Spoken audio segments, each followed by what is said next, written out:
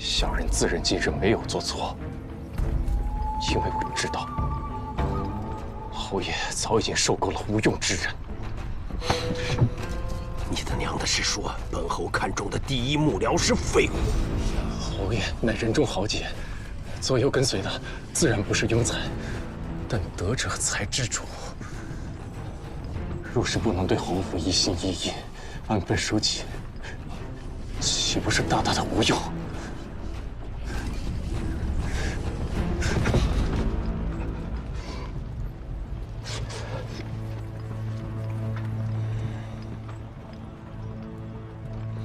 说，杨大人，斗烧之气，不但不为侯爷网罗人才，还排斥异己。想必之前也有不少人才进入侯府，但终究没有办法走到侯爷近前，留下的不过是些无用之人。但若只是排斥异己也就罢了，这些人狐假虎威，产生骄下，只怕给侯府引来大祸。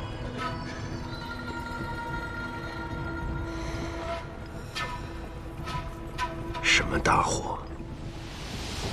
侯爷功高不少，这些年却不露锋芒，但有些人却打着侯爷的名号，在外横行霸道，不知招了多少暗敌。只因侯府有侯爷坐镇，所以这些年才安然无恙。霸道是本侯一贯的做派，他们只学了皮毛，但只要对本侯忠心耿耿，就算飞扬跋扈，那又何妨？只怕是平日里对侯爷言听计从，背地里却渐渐地忘了本分，习惯成自然，把自己的意思当做侯爷的意思。今日屈大人还没等侯爷下令，便擅自射杀杨真。纵然是为侯爷着想，但终究也失了分寸。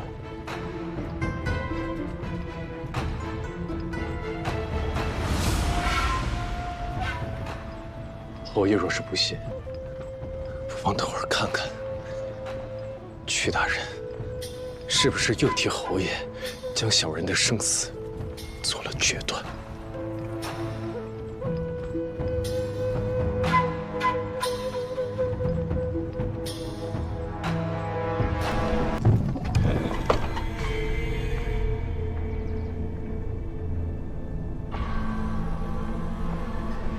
下车。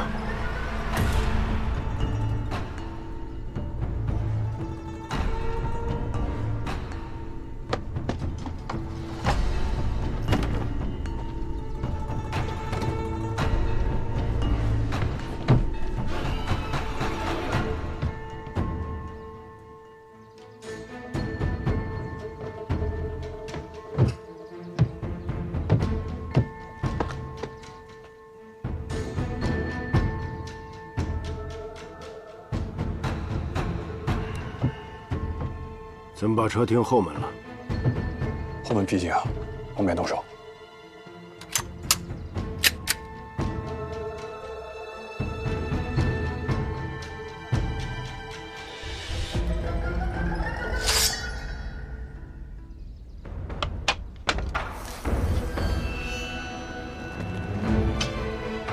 张海，你还有什么要说的吗？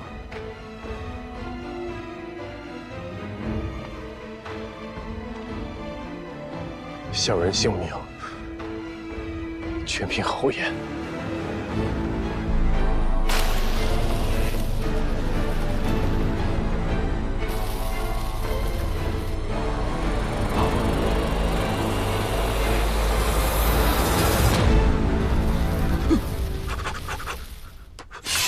侯爷，张海此人野心太大，难以掌控，该杀。你是觉得本侯不能掌控，还是你不能掌控？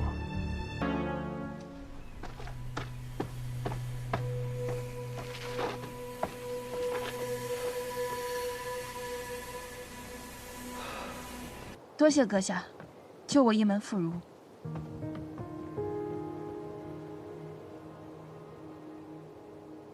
谢你自己吧。走。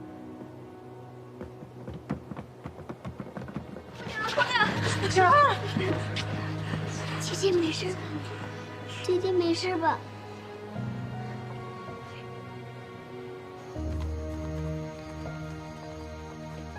哦，这人死了，线索咱也断。挑几个能干的人，跟李侯、郑虎一起，轮番守在院子周围。今晚的事情，别再给我说第二次。是。什么意思啊？今天晚上咱们当护院是吗？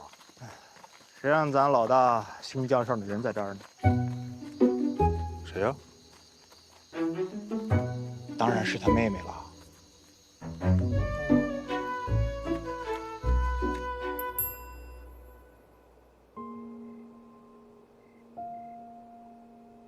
李哥不怕啊，睡一觉，明天就都忘了啊。朵儿，快进去睡觉吧啊！带朵儿去睡觉，咱们进去睡吧。你们也去睡觉吧，走吧，去吧。这七秀司真是阴魂不散。你说我们都搬到这儿来了，他们一来又闹得鸡飞狗跳的。这是黄鼠狼专咬病鸭子。咱们倒了霉，谁能想到那些茬子呀，抓强盗，居然抓到咱们家里来。我觉得这个小傻子好像有点没气，他刚住进来就招来了强盗。哎，那要照秦姨娘这么说，是我比较没气。刚刚抓住的是我，不是邵阳。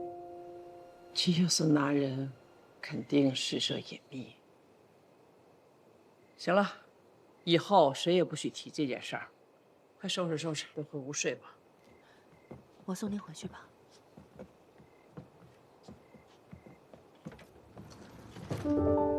你们快回去休息吧。我要不在这陪你睡吧。放心，快去睡。姑娘，你早些休息。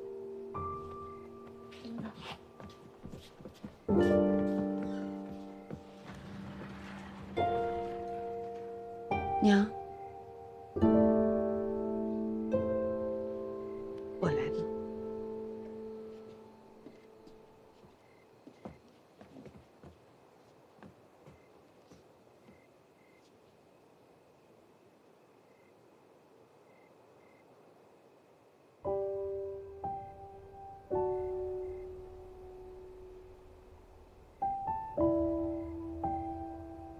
你说这得多疼啊！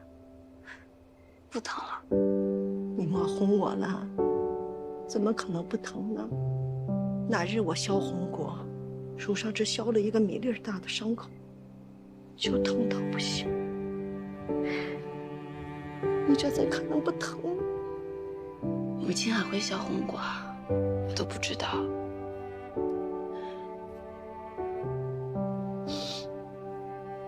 这几日没少干活吧？手都糙了。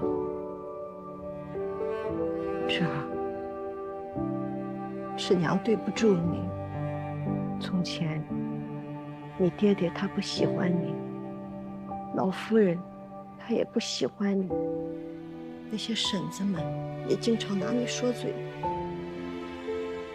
可是为娘一次都没有站出来替你说话。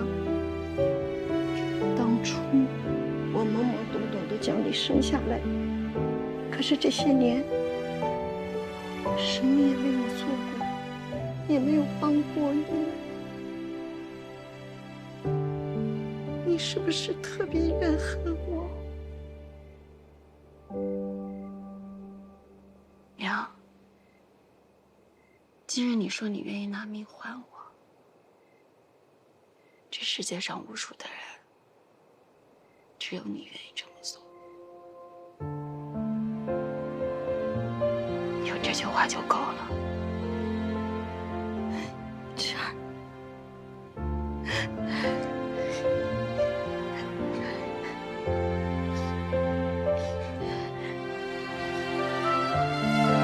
是太无能了。受委屈，都是为娘不好。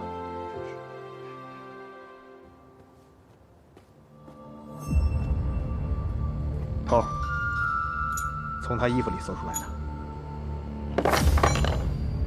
此等身手，值这个价。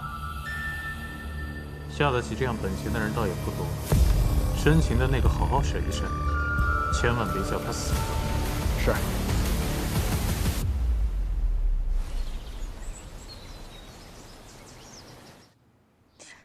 他们，昨夜做噩梦了，眼泪流了一枕头。是梦到什么那么委屈？怎么了？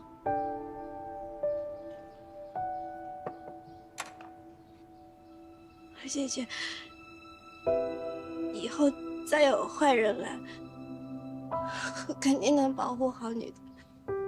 好，真的，家里人那么多，你不能死。我有我哥，还有你，还有娘。娘，他已经死了，我就只有我哥和你了。放心，我知道芍药会保护好我的，我和哥哥呢也一定会保护好芍药的。哎，姐姐，我好想问你，我昨天看你娘和你的时候，我就好想，我不能跟我哥说，我跟我哥说，他也会难过。那以后芍药想娘娘就跟姐姐说，我不会告诉哥哥的。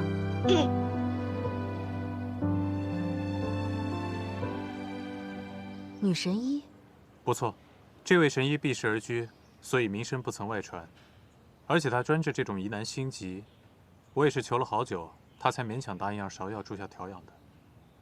我担心芍药住不惯，就不能让她在家里住吗？是要养生的时候再带去吗？萧姨，芍药这个病呢，最忌讳的就是奔走繁忙。我已经决定了，让她先调养半年试试。好，那你父亲那里，我去解释。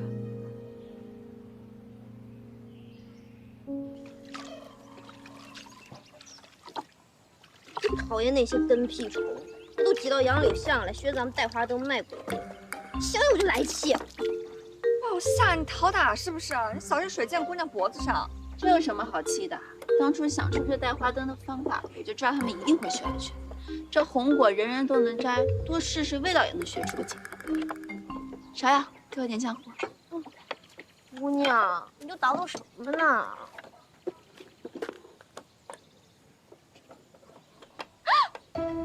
你把连根山海经给撕了！姑娘从前不是说书册最为珍贵稀罕吗？就是。是啊，这可不是谁都能买得起的，我还要再粘回来的。芍药，过来，看看。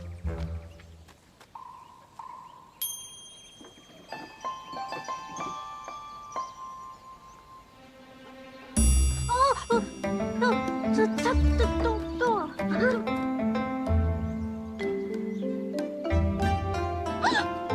花真动了！哎，让我也瞧瞧。我瞧瞧。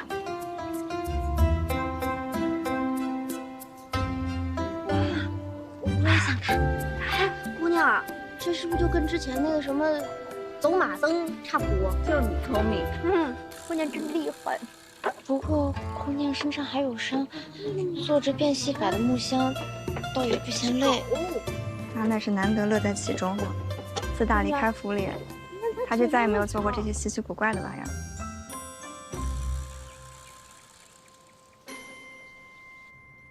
头，查清楚了，这俩人压根儿不是一伙的。也就是说，谷主重金聘请了2个江湖人士，就为了把事办成。这是活着的那个留下来的，他们都没见过谷主的模样，只靠书信来往。董大、芍药、兰苑火灾的旧人。卖红果喽！红果喽！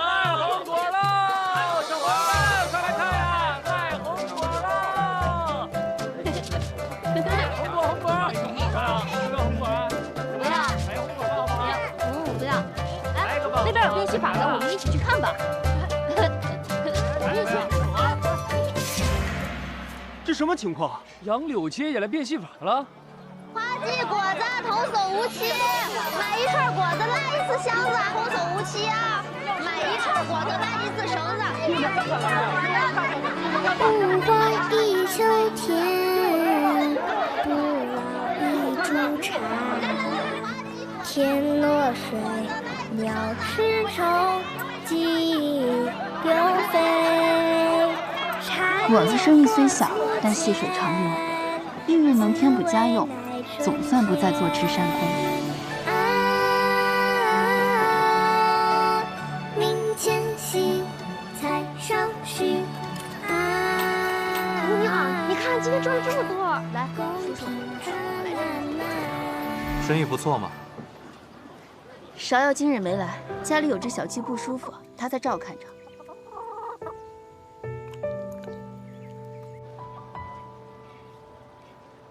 我这几日脖子不太舒服，不能见风。要是不会说谎的话，你还是别说了。你脸上的疤我从来没问过你，你也不要问我。那还不是因为芍药？要不是芍药帮我敷药，恐怕也会留疤。这小伤过几日就好了。对了，你那日给我的瑞和楼的点心我带回去了，但是我觉得和福东做的也差不了多少。你说人们怎么愿意花几百钱去瑞和楼买点心呢？脖子都这样了，你还想这些？我又不靠脖子想事情。皇都的有钱人多如牛毛，跟风的也多。不管瑞和楼里卖什么，他们都会买。跟我想到一块儿去了。怎么，杨柳街不够你待了？不进则退啊！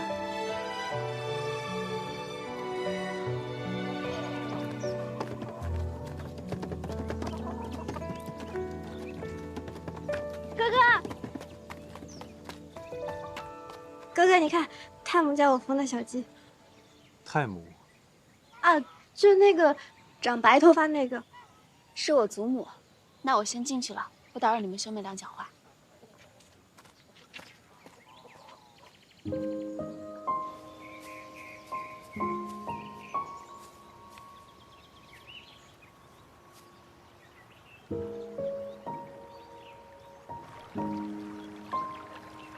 芍药。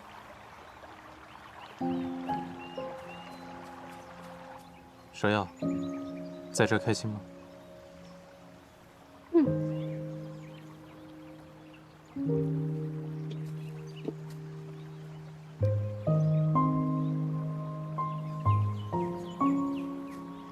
我想让哥哥也这么开心。哥哥，你为什么不过来跟我们一起住？以后我每天都来看你。也来看花姐姐，她很喜欢你。你听谁说的？你们俩在一起的时候她就很开心，因为她喜欢你，就像我喜欢你一样。她也很喜欢我。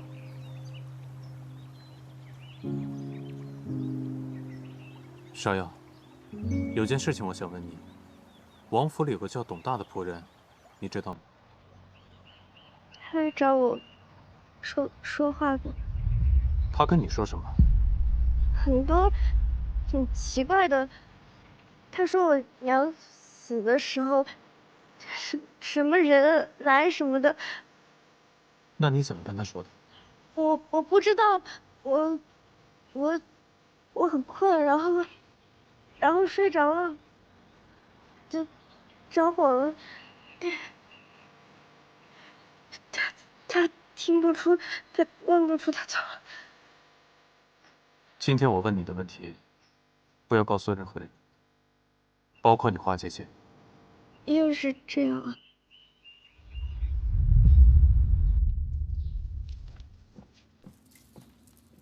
王爷，府里的董大忽然不见了，这几日他们满城里找也没找着。他都一把年纪了，人好像也糊涂了，由他去吧。是王爷，见过世子。您找我？你那些说死啊，偏偏王妃还可以。你到底把芍药弄去哪里了？到底要做什么？他现在人在哪里？他现在有人陪，也有地方住。这外面还有哪儿能比得上咱们王府呢？可他在那儿比王府开心千百倍。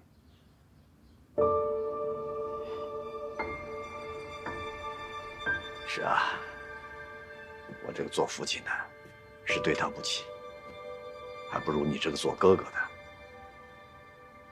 如果芍药离开王府，能够把以前的事情都忘掉，也不失为一件好事。妍希啊，他与你亲近，以前的事情，有没有对你提起过？当时芍药还太小，什么都不记得。也许忘记，对他来讲是件好事情。这孩子实在是命运多舛啊！过去的事情无法改变，但今后我会保护好他，不会让人动他分毫的。好孩子，父亲放心，我会照顾好他。这件事情呢，我也会替你瞒着你萧逸的，你也放心。多谢父亲。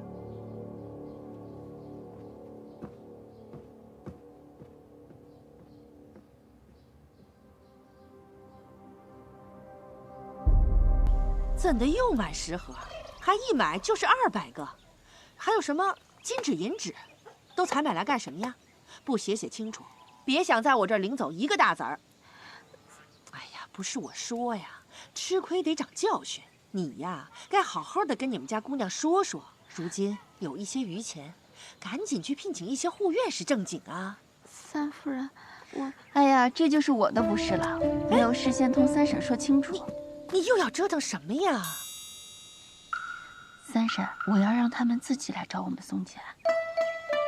不行，你就相信我一次，我已经做好局了。好吧，你且试试，但只能1个月，不然再多就兜不住了。那至少半年，3个月，真的不能再多了。多谢三婶子。你这丫头可真行，有伤在身，你就好好养着，感情躺在床上还琢磨着挣钱呢。报夏、陈露，这1个月时间里，你们就负责记录这云来酒楼的来往人数。2位是吧？哇，真是。欢迎再来。哎，客官，里边请。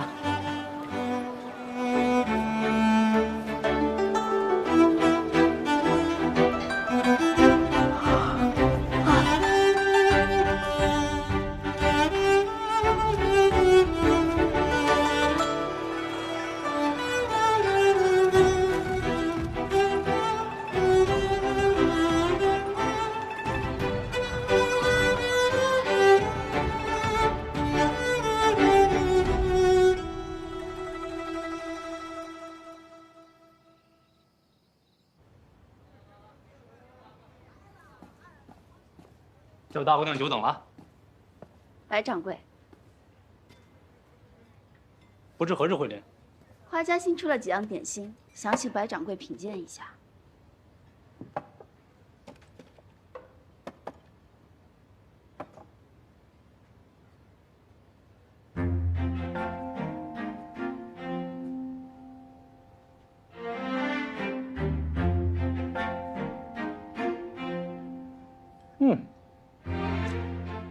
你家这位点心师傅，他不光手艺了得，更贵在他有一层巧思在。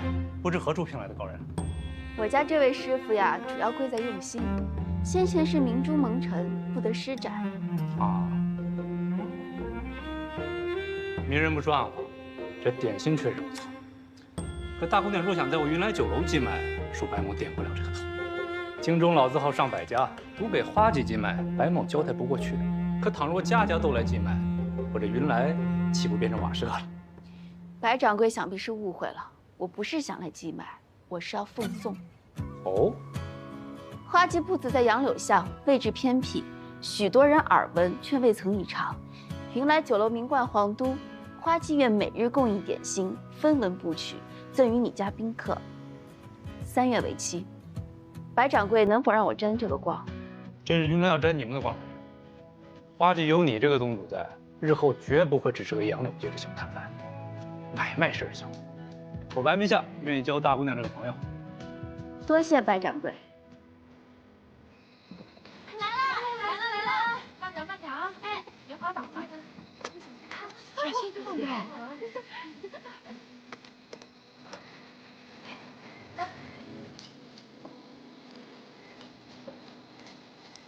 小心啊，小心！来来，坐下。来，小心。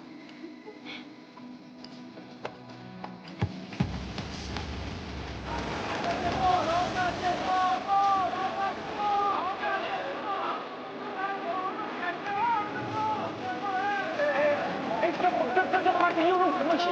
林老师不知道啊，这帮闲汉都是花季部的，每天一大早呢就给各家酒楼送吃的，来一路吆喝的。这你吃过？啊，您这话说的，谁还没吃过？味儿还不赖。您老要不要试试？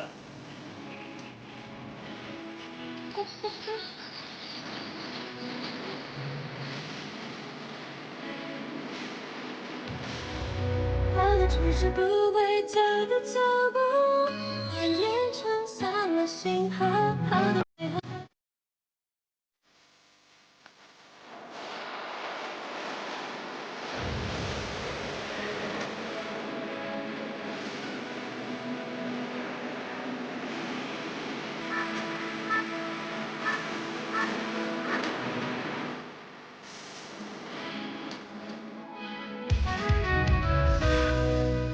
看看，这才3个月的时间，从前攒的一点力都赔进去了。水杏楼、凤翔楼都找人来过好几遍了，说我们花家不能厚此薄彼，让我们给他们也供点心，哪怕要加钱呢。花家只供应皇都最好的3家酒楼，他们这是坐不住了。三婶，你明日约他们的掌柜来谈价。谈什么价？他们这都是有头有脸的大酒楼，自然不能跟摊子上是一个价。啊，好。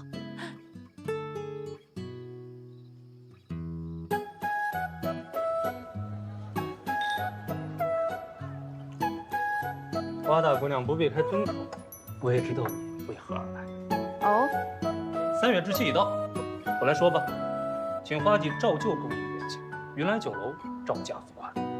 白掌柜，这供应酒楼可比铺子上价格高，10文1份，你看可行？可以呀。哎，去做水盘吧，5亩金子，就写花季点心，120文1份。哎，这么贵啊！大姑娘，你卖的是点心钱，手艺钱，我呢，卖的是这云来酒楼的牌子钱，能卖多少，是我的本事，也是云来的面子。收教了，这钱啊，云来能挣，花季眼下还当真挣不了。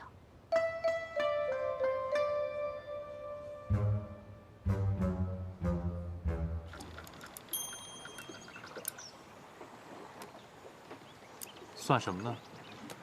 自从在酒楼寄卖点心，赚的比以前摆摊多得多。但是光靠这些酒楼，终究不是长久之计。所以等攒够了钱，我要让花家有自己的铺面，真正在皇都立稳脚跟。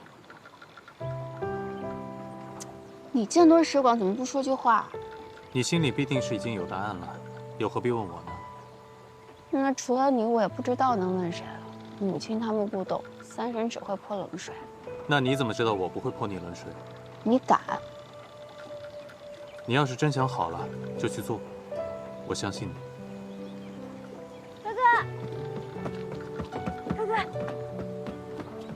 花姐姐，啊，太母给我做的，她教了我，还给我编了辫子。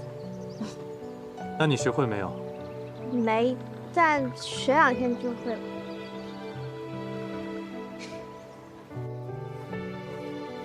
老夫人，您瞧瞧，这针线还行吗？比刚进门时候好多了，不过比我还是差一点。我现在也不行了，眼睛看不见。现在不用您，有我们呢。哎呀，老祖宗，这纸丫头啊，一接接了10几家，累得我7荤8素的，账都算不过来了。您过目一下，这沉甸甸的铜钱进账，累1天也是高兴啊。三嫂，这也没外人，你跟我们悄悄说说，这个月的利是不是比上个月还多？多出这个数。哎呀，这个纸丫头也是对得起她操的这份心了。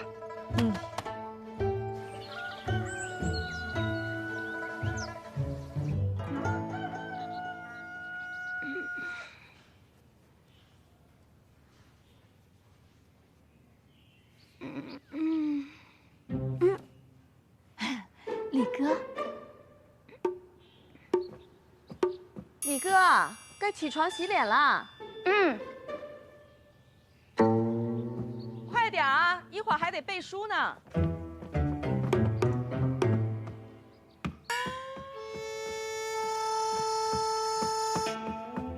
这么丁大点的小孩，管那么严做事呢？怎么了，林哥？你不想喝鸭汤了？不想，不喝。你不喝我还喝，你给我。不给你。不是你不喝，大家还喝呢。我养的鸭子，我凭什么不能喝？你给我，林哥，你别碰人，我不上你，你给我，大家还喝呢。哎呀，别跑，20岁了，你看他呀。天落水，鸟吃虫，鸡丢飞，茶叶或粗浅，滋味乃春天。啊，明前夕，菜上须。啊，公平春烂漫。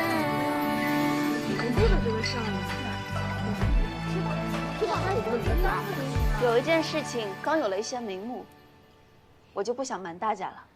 啊，这丫头，有事便说，卖什么关子呀？我们可以搬回城里了。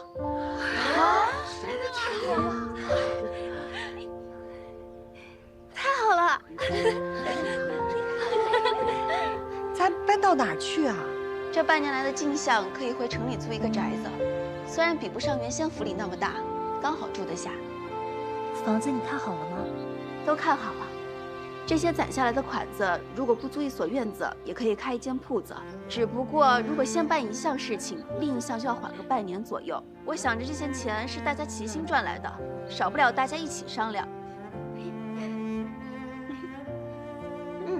哎呦，依我看，还是赶紧搬回城里要紧。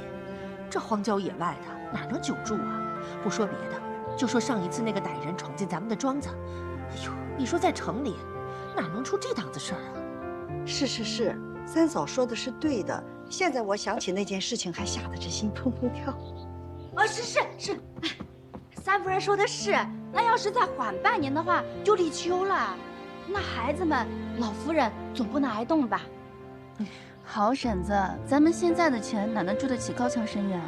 哎呀，罢了，矮墙浅院也能住，只要是比这里多出几间正经的房舍，还有呢，再雇几个护院，这样就好安心住下了。是啊，到那个时候，玉娘的孩子也落地了，就有新房子住了。好，那既然大家这么说，那咱们就这么定。呀，我的姑奶奶，你就别慢条斯理的，宅子赶紧定，护院呢也要赶紧请。这就去跟我付定金，这挑好的宅子呀，可不等你。煮熟的鸭子，别让它飞走了。走。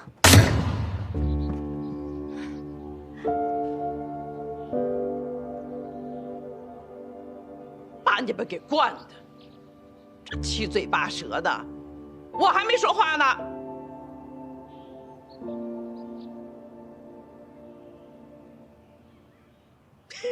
搬。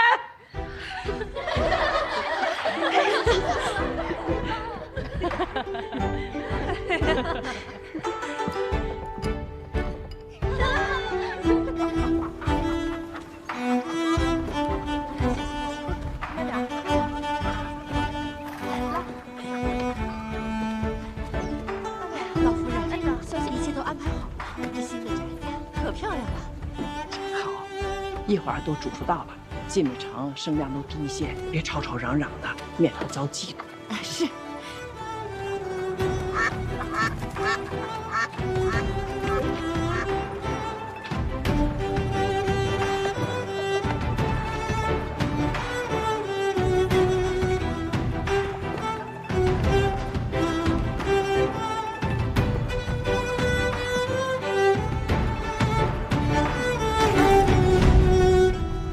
婶，太胡闹了，你还能干这个？也不能整日躺着嘛。哎，动作都你跟快点啊！三嫂下定钱回来了，快。有件事情我得给你赔个不是。怎么了？我顺道去赎那17坛酒，可是那掌柜支支吾吾的说酒被赎走了，我怎么问他也不肯说是谁。总之是我去迟了，辜负了四叔的一片心意。原来就为了几坛酒，跟我说这片酸话，说是你四叔在，也要拧你嘴呢。左右等他出来了，我就可以还四叔的礼了。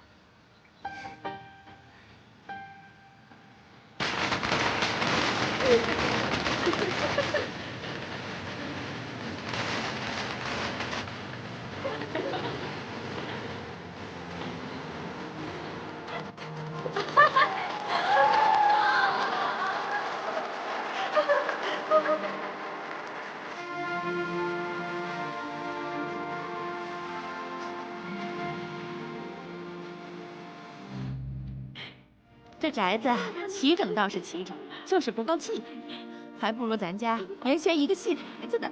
哎，净说胡话，这戏台子哪有这么大？是不是？罢了罢了，如今也不计较那么多了。老夫人自然是住东院的正房，那间最大最敞亮。珍贵，去给李哥找一间向阳的屋子。去，陈露，你也赶紧去给芷儿收拾一间房，收拾好了再来收拾我们。娘，我想住个离花园近的地方，可以出来溜达。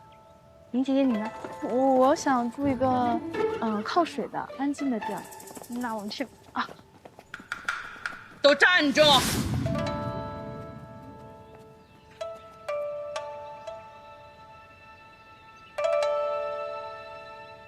芷儿，你先挑。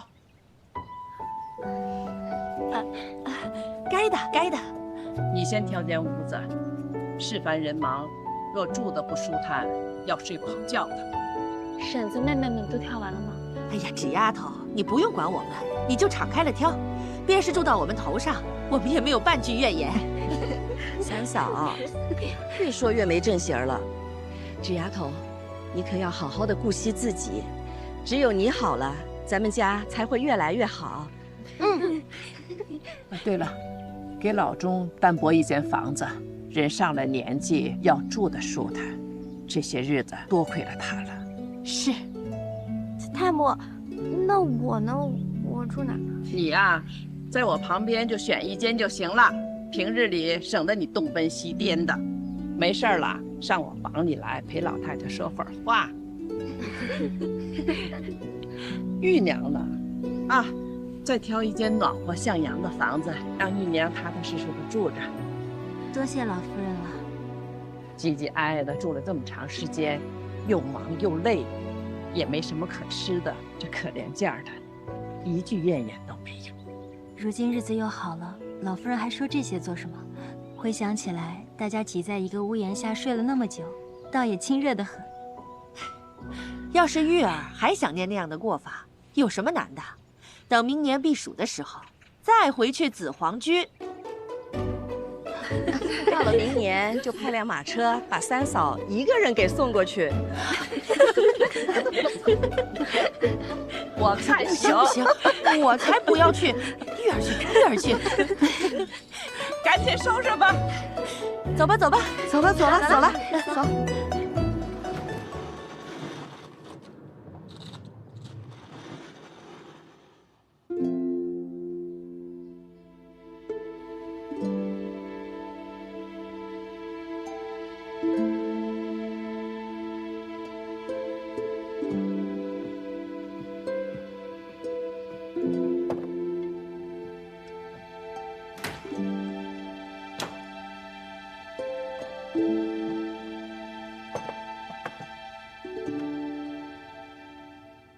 祖父，等着我，等把这些柜子装满，大家就能团圆了。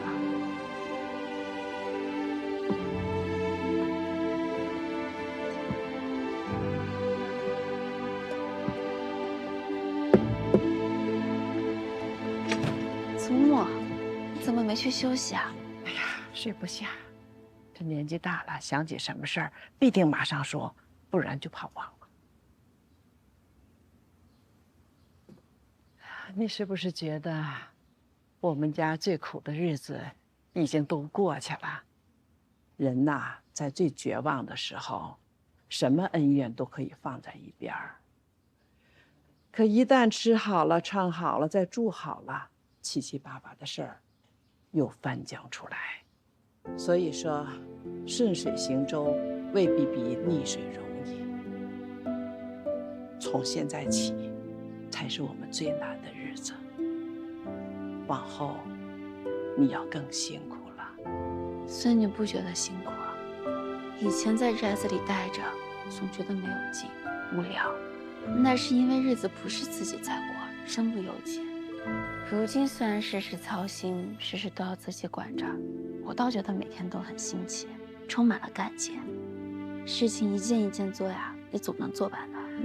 啊，那这么多事情，你要先做什么呀？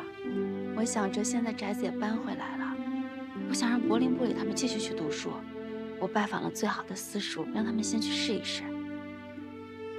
那为什么是这件？这宅子没了可以再买，钱没了也可以再赚，这些都是身外之物。可是画家的家学文脉要传承下去，这些都是钱财买不到的。柏林玻璃他们不能断，我也不能让他们断在我这儿。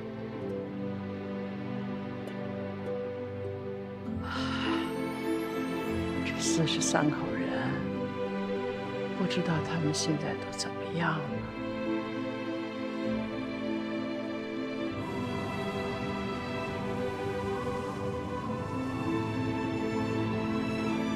饼子，新出炉的饼子，快来看看吧！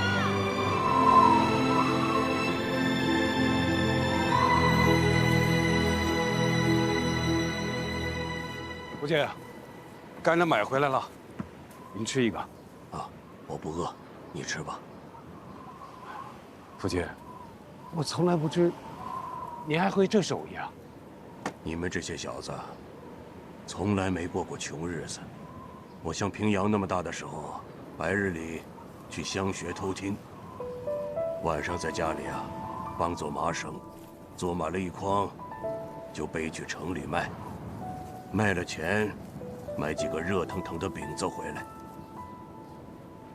那是我认识你母亲之后，有一回，她约我去城外游春，她的手帕里带着2个饼子，我才知道啊，原来有钱人吃的饼，里面夹着羊肉的。她看着我那个傻样子，笑了好久好久。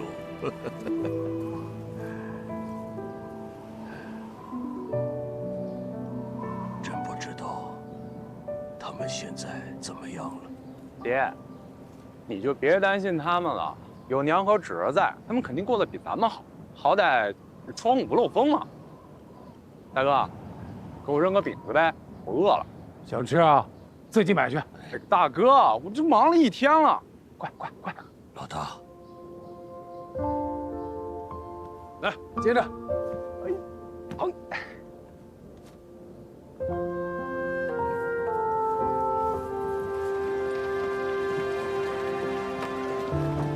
慢着点啊！看什么呢？对呀，知道吗？